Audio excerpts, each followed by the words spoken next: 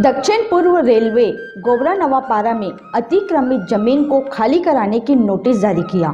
इधर 400 परिवारों द्वारा बेघर होने की अंदेशा से यहाँ निवासरत आक्रोशित जनों ने आंदोलन का रुख अपनाकर लोकसभा चुनाव का बहिष्कार करने की बात कही।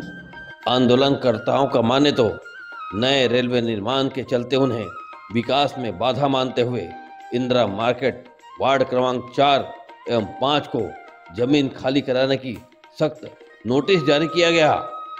पीड़ित निवासियों ने अपनी फरियाद लेकर नेताओं के चक्कर काटते रहे।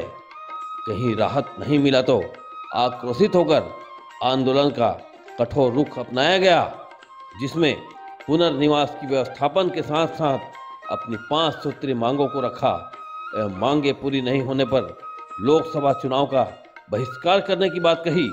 वहीं आंदोलनरत पीड़ितों का माने तो प्रशासन हरकत में आई। अपर कलेक्टर एवं रेलवे अधिकारियों द्वारा जायज मांगों को मानकर उनकी बातों पर सहमत हुए। आश्वासन के बाद बहरहाल आंदोलन स्थगित करते नजर आए। यहाँ पे नयापारा नगर की बात बता रहे हैं। यहाँ पे बृहद आंदोलन की स्थिति बनी हुई थी।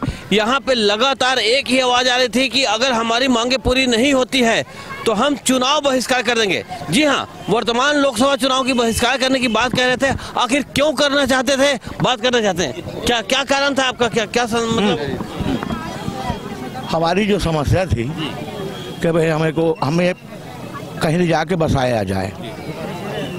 रेलवे बार बार नोटिस दे रहा था, हम घबराए हुए थे और रेलवे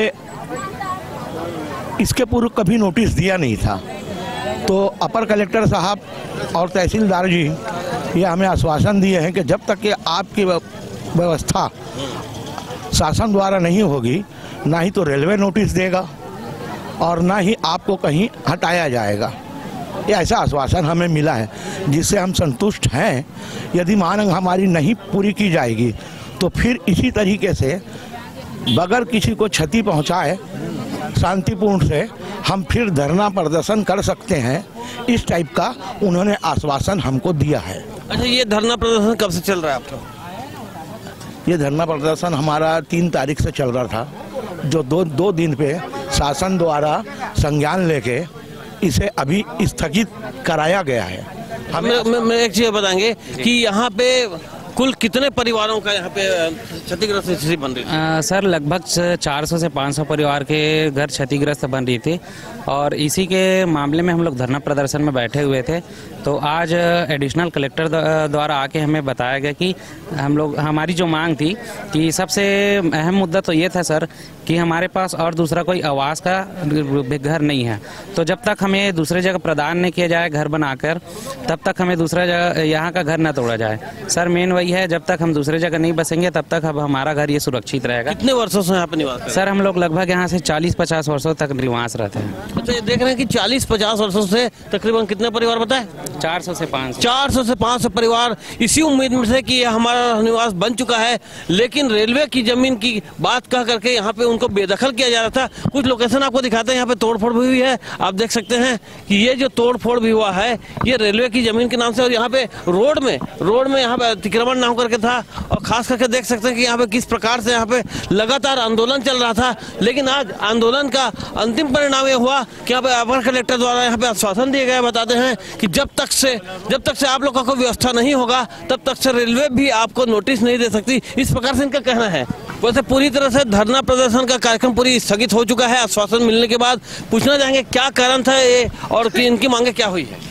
लगातार इस 4 नंबर और 5 नंबर की जनता कभी पालिका तो कभी एसडीएम ऑफिस तो कभी तहसीलदार के पास अपना प्रतिवेदन लेके पहुंच रही थी, लेकिन शासन के तरफ से या प्रशासन के तरफ से इनके पास आके किसी भी प्रकार की चर्चा या आश्वासन इन लोगों को नहीं दिया जा रहा था। इसलिए आज ये ऐसा स्थिति में आए हैं कि धरना प्रदर्शन करने के लिए जनता विवश हुई है। तो अभी वर्तमान स्थिति में क्या इनके बारे में कोई न्याय हुआ? आज अपर कलेक्टर महोदय आए थे, एसडीएम जी आए थे और तहसीलदार जी आए थे। उनके द्वारा ये बात रखी गई है और हाउसिंग बोर्ड कमेटी से भी बात की गई है। जो गरीबों के लिए 15% जो जगह होती है उस जगह में से इनको वहाँ पे व्यवस्थापन किया जाएगा।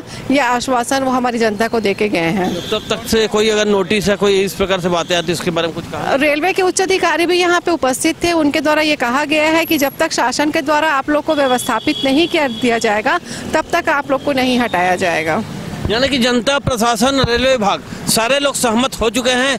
यहाँ पे स्थिति बिगड़ते हुए थी वो पूरी तरह से संभल गई है। जो रेलवे विभाग है उन्हें पूरी तरह से अपनी ओर से सहमति जाहिर किया है कि जब तक से इनकी व्यवस्थापन ना हो तब तक से इनको किसी भी किस्म के कोई दबाव नहीं डाला जाएगा।